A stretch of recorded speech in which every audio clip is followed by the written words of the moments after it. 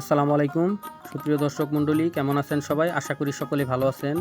Farming with Habib চ্যানেলের পক্ষ থেকে আমি হাবিব আপনাদের সকলকে জানাই আন্তরিক শুভেচ্ছা ও অভিনন্দন। তো ভিউয়ার্স, বরাবরের মতন চলে আসলাম নতুন একটি ভিডিও নিয়ে। আজকের ভিডিওর টপিক হচ্ছে একই সাথে একই জমিতে একাধিক ফসল আপনারা কিভাবে চাষাবাদ করবেন।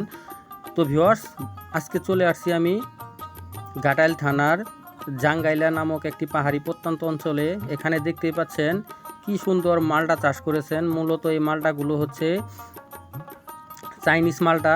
তো ভিউয়ার্স, আপনারা দেখতে পাচ্ছেন এগুলো কিন্তু আমরা যে বাজারে কিনে খাই সেম কোয়ালিটির মালটা। আর এক মাস পরে কিন্তু এগুলো পুরোপুরি পেকে যাবে, বিক্রির উপযোগ হয়ে যাবে। তো ভিউয়ার্স, আর এই মালটার সাথে কিন্তু আপনি চাইলেই পেয়ারাও চাষাবাদ করতে পারবেন। দেখতেই পাচ্ছেন মালটা গাছের সাথে কিন্তু পেয়ারাও চাষাবাদ করা হয়েছে। তো ভিউয়ার্স, একই খরচে একই সাথে একের অধিক ফসল চাষাবাদ করা খুবই ইজি যদি আপনারা একটু সচেতন হয়ে থাকেন। তো ভিউয়ার্স, এর মাঝখানে কিন্তু পেঁপে গাছও লাগানো হয়েছে, আপনারা স্ক্রিনে লক্ষ্য করলে দেখতে পাবেন। দেখেন ভিউয়ার্স, কি পরিমাণ মালটা ধরেছে এগুলোতে। একদম জৈবিক উপায়ে কিন্তু এগুলো চাষাবাদ করা হয়েছে।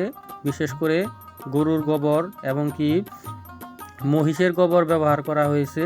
তো ভিউয়ার্স, সঙ্গত কারণে চাষি ভাইয়ের সাক্ষাৎকার নিতে পারিনি। তো ভিউয়ার্স, অতি শীঘ্রই ওনার সাথে আলোচনা করব এবং একটি প্রতিবেদন তৈরি করব কিভাবে উনি এগুলোতে এসেছেন এবং কত বছর যাবৎ এই ফল চাষে উনি নিয়োজিত রয়েছেন। তো ভিউয়ার্স, সেই জন্য আপনাদের আর কিছুদিন অপেক্ষা করতে হবে।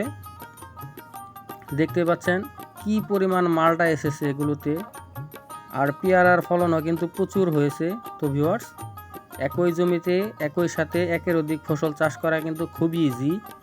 দেখতে পাচ্ছেন আপনারা হিউজ পরিমাণে মালটা ধরেছে। মালটাগুলোর সাইজও কিন্তু আলহামদুলিল্লাহ অনেক ভালো। এক একটি মালটা কিন্তু 300 গ্রাম 400 গ্রাম করে ওজন হবে এগুলো। আর দেখেন পেয়ারা কি পরিমাণ হয়েছে। পেয়ারাতে মূলত পলিথিন দেওয়া হয় কি জন্য আপনারা হয়তো জানলে অবাক হবেন। অনেক সময় আমরা দেখি পেয়ারার উপরের অংশ ভালো বাট ভিতরে কিন্তু পোকা থাকে। তো ভিউয়ার্স, এই পোকা রোধের জন্যই কিন্তু পেয়ারা বিশেষ করে ছোট অবস্থায় এগুলোতে পলি করে দেওয়া হয়। এই পলির কারণে কিন্তু পেয়ারাতে পোকা হয় না।